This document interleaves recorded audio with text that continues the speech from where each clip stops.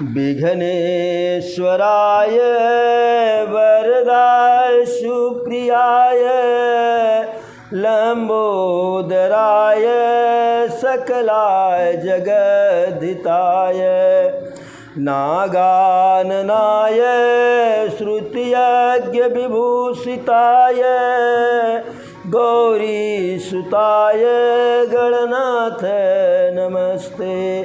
गौरीसुताय गणनाथ नमस्ते। कल की कथा में शिव जी की बारात कैलाश पर्वत से निकली और थल मार्ग वायु मार्ग होते हुए हिमांचल राज के यहाँ जो है पहुँचने वाली थी। आयु मान के चलिए कि हिमांचल राज के सीमा में बारात प्रवेश कर गई। तो जो अन्य देवता थे उनके पास बढ़िया वाले विमान थे, फर्राटा मारने वाले ऐसे वाहन थे जो तीव्र गति से चलने वाले थे। तो वो सब हिमांचल के यहाँ पहले पहुँच गए और शिव जी का वाहन तो स्वयं नंदी महाराज हैं। तो नंदी महाराज कितना तेज चलते, और नंदी जी धर्म के प्रतीक हैं। तो धर्म बहुत तेज़ी से नहीं चलता है, क्योंकि धर्म जहाँ जहाँ जाता है वहाँ वहाँ अपने को स्थापित करते हुए जाता है। तो नंदी महाराज बहुत तीव्र गति से यात्रा नहीं कर सकते थे। तो शिव जी के का समाज थोड़ा पीछे रहा। अब जब हिमांचल राज के यहाँ जो जनवास इत्यादि की व्यवस्था थी, बारातियों को ठहराने के लिए रोकने के लिए जो व्यवस्था थी, वहाँ जब बाराती पहुँचे तो वहाँ का दिव्य व्यवस्था देख करके, भव्य व्यवस्था को देख करके बाराती अति प्रसन्न हुए। और घराती भी, जो घराती थे कन्या पक्ष वाले, जो बारातियों के आवाभगत के लिए गए थे, अब कहीं ब्रह्मा जी का समाज है तो कहीं विष्णु जी का समाज है, कहीं इंद्र जी का समाज है, कहीं कुबेर का समाज है, कहीं गणेश जी का समाज है, ऐसे नाना प्रकार के, कहीं चंद्रमा का समाज है, कहीं सूर्य का समाज है, कहीं यक्ष का समाज है, कहीं धर्मराज का समाज है। तो इन सबके समाज में जो बाराती थे वह सुंदर थे, सुसज्जित थे, आभूषण इत्यादि से जो है विभूषित थे।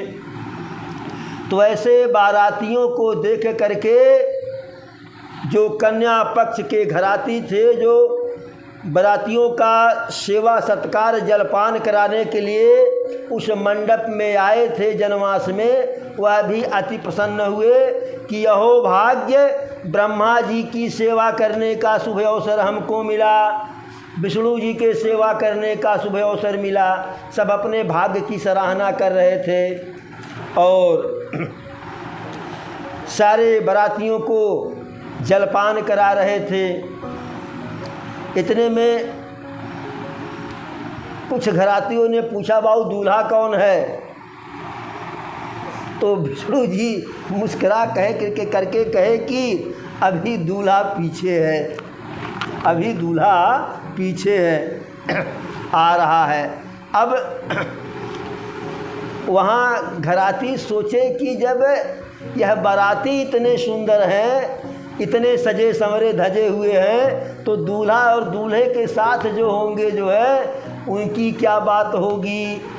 अच्छा, एक बात है, इससे हम अपनी कथा को आगे बढ़ाएं उससे पहले आप लोगों से अनुरोध है कि यदि हमारी यह कथा आपको पसंद आए तो हमारे इस वीडियो को लाइक कर दीजिएगा, शेयर कर दीजिएगा और चैनल को सब्सक्राइब कर दीजिएगा। पसंद न आवे तो न लाइक कीजिएगा, न शेयर कीजिएगा, न चैनल सब्सक्राइब कीजिएगा, लेकिन इस वीडियो में अंत तक बने रहिएगा। जय जय सीताराम। तो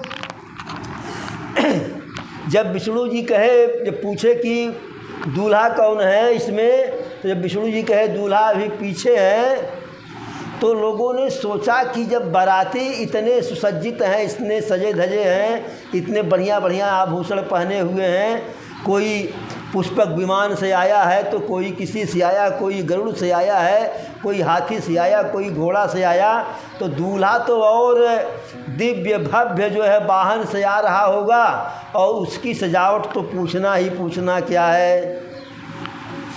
सब अति प्रसन्न हुए। तो अपने बारातियों से जो है विष्णु जी कहे, भाई देखिए एक बात है कि जब तक दूल्हा नहीं आ जा रहा है उसके पहले आप लोग पूरा जम करके जो है जलपान कर लीजिए, क्योंकि जैसे ही दूल्हा आएगा तो ये जलपान कराने वाले एक यहाँ नहीं टिकेंगे। तो जलपान कराने वालों ने पूछा कि क्या कह रहे हैं?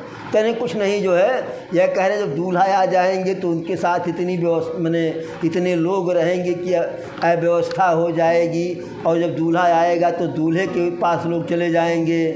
विष्णु जी बात को संभाले, और बाराती समझ गए जो है कि जब जैसे ही शंकर जी का समाज आएगा यहाँ न जलपान कराने वाले एक रहेंगे और न तो जो है कोई खातिरदारी करने वाला रहेगा, सब अपने प्राणों को बचा करके भागेंगे।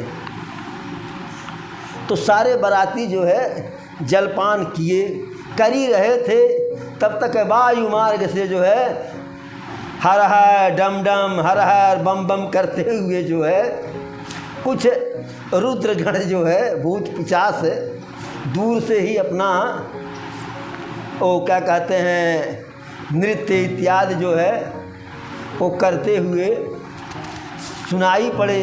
तो लोग आसमान में देखना चाहे, जैसे ऊपर ताके तैसे विष्णु जी जो है कहने नीचे देखो, जो है यहाँ लोगों को जलपान कराओ, ऊपर देखने की आवश्यकता नहीं है। तो कुछ देर में लोग जलपान कर लिए, और जैसे ही शिव जी का जो है बारात का समाज आया तैसे ही अरे नगर निकट बारात सुनी आई, पुरखर भर शोभा अधिकाई, करि बनाव सजी बाहन नाना, चले लेन सादर अगवाना। तो जब बारात आई, जलपान उलपान कराने वाले जैसे शिव जी का समाज आया, जब वो देखे कि वो क्या कहते हैं कि शिव जी के बाराती जब अपना हुरदंग करने लगे और उनके वेशभूषा और स्वरूप को जैसे ही देखे, जलपान कराने वाले और सेवा करने वाले सब वहाँ से भागे कि जान बचा लाखों पाए, भागते हुए जा रहे हैं।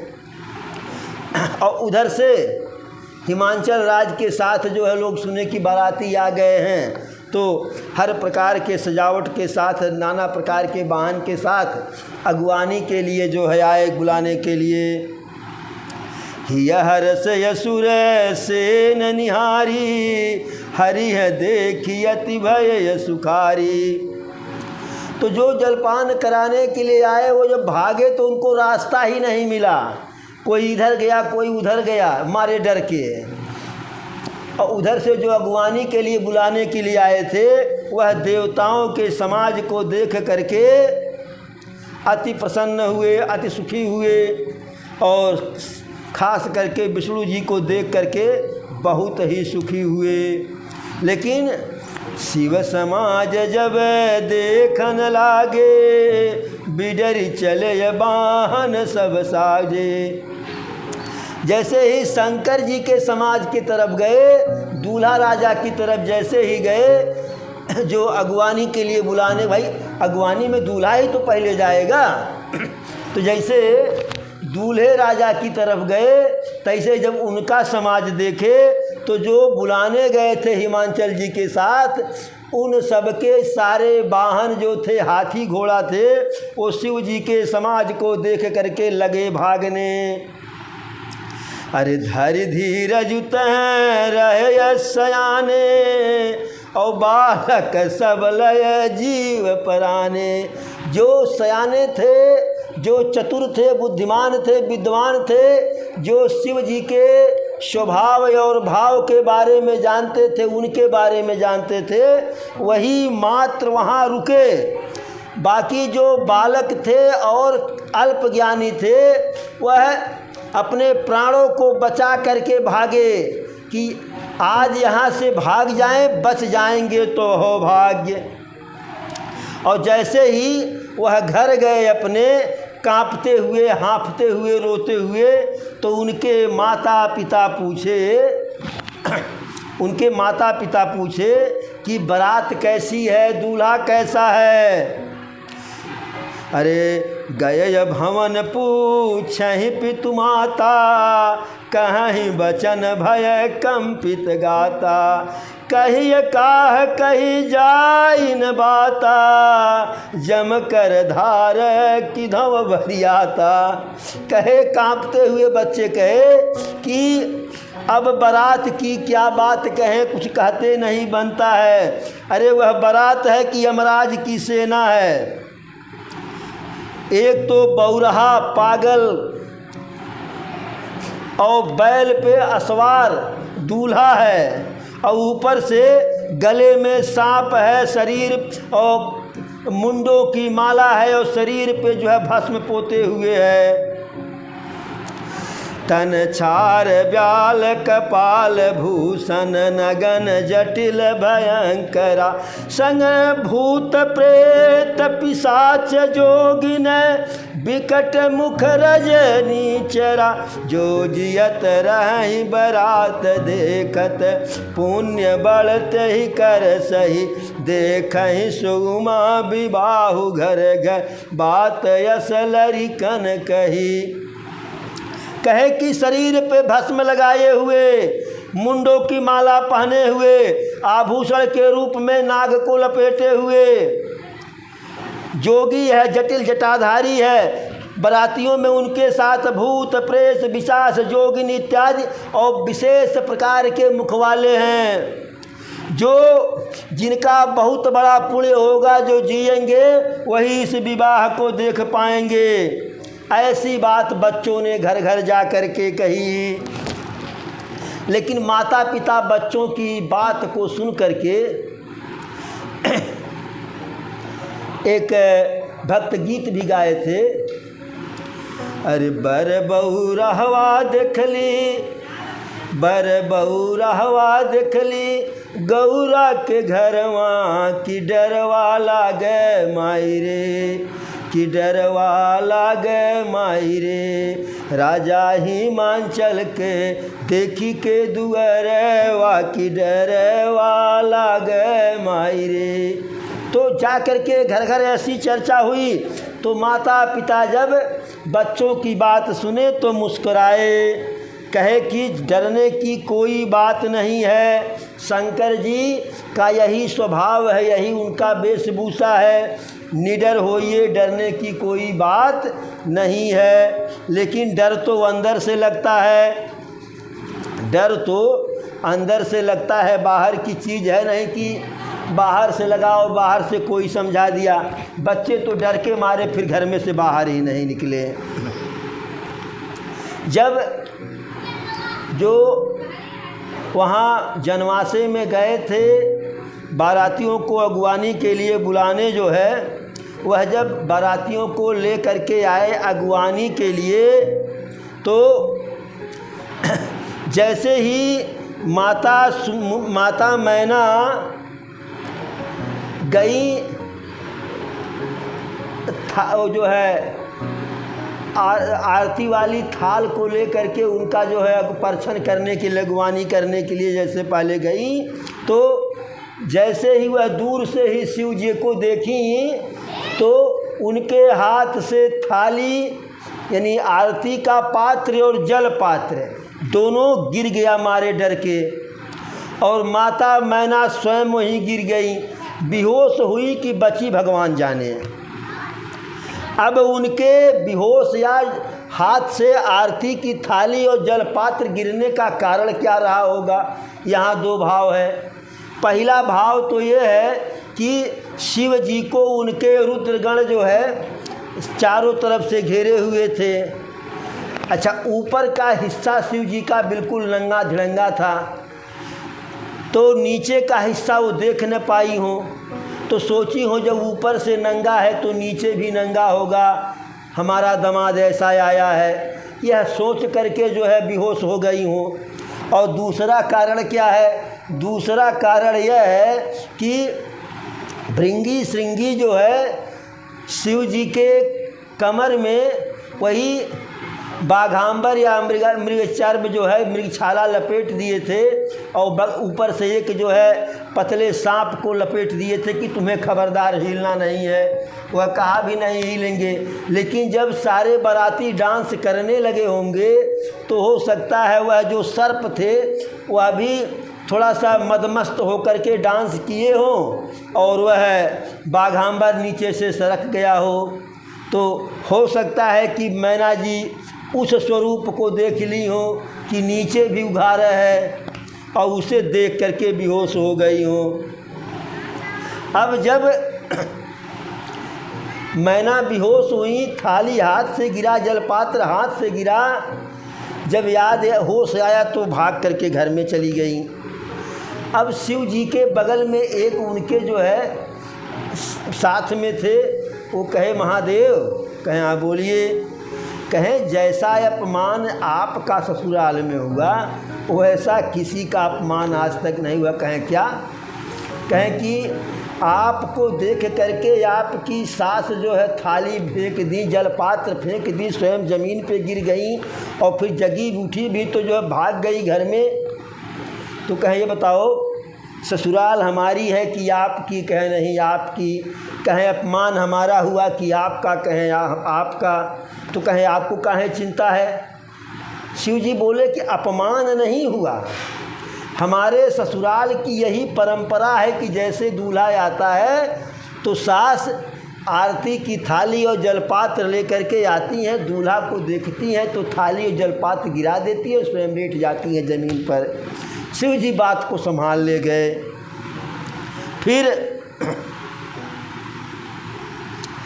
अरे मैना शुभयारती संवारी, संग सुमंगल गावहि नारी।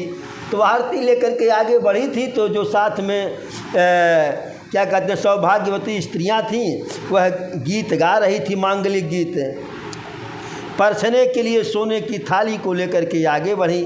और जब विकट बेश रुद्र ही जब देखा, अबलन उर भय भयउ विषेखा। जब शिव जी का वेश जो है, परम पूज्य पाद गोस्वामी तुलसीदास जी कहते हैं कि जब भोले बाबा का वह वेश जो है, मैना का हाल तो बता ही दिए हम, जो उनके साथ सौभाग्यवती स्त्रियां थी जो साथ में थीं, उनके हृदय में विशेष कष्ट हुआ। और सबके सब भागी भवन बैठी अति त्रासा, गए महेशु जहाँ जनवासा। सबके सब भाग करके जो है घर में जा कर के बैठी और शिव जी वापस जनवास में चले गए। मैना हृदय भयहु दुख भारी, लीनिय बोली गिरीश कुमारी। माता मैना को इतना पीड़ा हुआ कि जिस पुत्री का इतने प्रेम से, इतने दुलार से, इतने लाड प्यार से पालन पोषण मैंने की, उसके लिए यह बौलहा बर मिल गया, नंगा धड़ंगा मिल गया, जोगी मिल गया, जटिल मिल गया, अमांगलिक बेस वाला मिल गया। तो जा कर के पार्वती जी को अपने पास बुला ली और मारे प्रेम के, मारे स्नेह के, उनके दोनों नेत्रों में आंसू भरे आए और गोद में बैठा ली। विचार करने लगी, अरे जय विधि तुम्हें रूप यस दीना, तेहि जड़ बर बाउर कसकीना। रोते हुए कहती है, पुत्री, जिस विधाता ने तुमको इतना सुंदर बनाया, इतना सुंदर स्वरूप दिया, उस विधाता ने क्यों तुम्हारे लिए बौरहा और जो है पागल नंगा झड़ंगा पति दे दिया। कसकीन बरु बौराह विधि जय तुम्हें सुंदरता दई, जो फल चह सरु तरहि सोबर बस बबूर लागई। तुम सहित गिरित गिरव परव पावक जरव जल निधि महु परो घर जाऊ अपजस हो जग जीवत विबाहु न हम करो। कहती है मैना जी कि जिस विधाता ने तुम्हें इतनी सुंदरता दी वही विधाता तुम्हारे लिए ऐसा बौराहा पति क्यों बना दिया। और जो फल कल्प वृक्ष पे लगना चाहिए था वह फल जो है ज़बरदस्ती कैसे बबूल पर लगा दिया। मैं तुम्हारे साथ चाहे पर्वत से गिर जाऊं लेकर के, चाहे समुद्र में पड़ जाऊं, चाहे जस हो या अपजस हो, लेकिन यह विवाह मैं कदापि नहीं करूंगी, होने दूंगी यह विवाह। भय विकल अबला सकल दुखित देख गिरनार कर बिलाप रोदित बदित सुता स्नेह समार। तो हिमांचल की स्त्री मैना को दुखी देखकर सारी उनकी सौभाग्यवती जो सखियां थीं वह सब व्याकुल होकर के रोने लगी। मैना और अपनी कन्या के स्नेह को याद करके विलाप करती हैं और रोती हैं और कहती हैं, क्या कहती हैं, अरे हम नारद कर काह बिगारा और भवन मोर जिन बसत उजारा अस उपदेशु महि जिन दीना बौरे बरही लागू तप कीना। अरे हमने नारद का क्या बिगाड़ा था जो जिसने हमारे हंसते गाते खेलते कूदते परिवार में को उजाड़ दिया। इसी बौराहा पति के लिए, बौराहा वर के लिए हमारी बिटिया को इतना बड़ा तपस्या करने के लिए बोल दिए। लोग सच कहते हैं वह उदासीन है, न उनके अंदर कोई स्नेह है न कोई वैमनस्यता है। किसी का घर जले या रहे उससे उनको क्या फर्क पड़ने वाला है। जैसे बाँझ की जान प्रसव कर पीड़ा, जिस स्त्री ने बच्चे को कभी जन्म नहीं दिया है वह स्त्री क्या जाने कि बच्चा पैदा होते समय कितना पीड़ा होती है। जननी है बिलकी जननी है बिकल बिलो की भवानी और बोलिए जुत विवेक मृदुबानी। जब माता पार्वती अपनी माता मैना को इतना व्याकुल देखी, इतना दुखित देखी, तो युक्तिपूर्ण जो है मीठी बाणी में बात की कि जो विधाता रच देते हैं माता वही होता है, वह टालने से नहीं टरता है। ऐसा विचार करके हे माँ तुम चिंता मत करो। जो आपके भाग्य में, हमारे भाग्य में बौराहा ही पति लिखा है तो दूसरे को काहे दोष लगा रही हैं। तुम सन मिटही कि विधि के अंका और माँ तू व्यर्थ जनी ले हूँ कलंका। हे माता, हमारे और आपके चाहने से जो विधाता लिख दिए हैं क्या उनकी लेखनी मिट सकती है? उनकी लेखनी नहीं मिटने वाली है। इसलिए माता कृपा करके आप किसी दूसरे को दोष मत दो और व्यर्थ में कलंक मत लो कि मैं यह विवाह नहीं होने दूंगी। तो आज की कथा को यहीं पे विराम दिया जाता है। जय जय सीताराम, हर हर महादेव।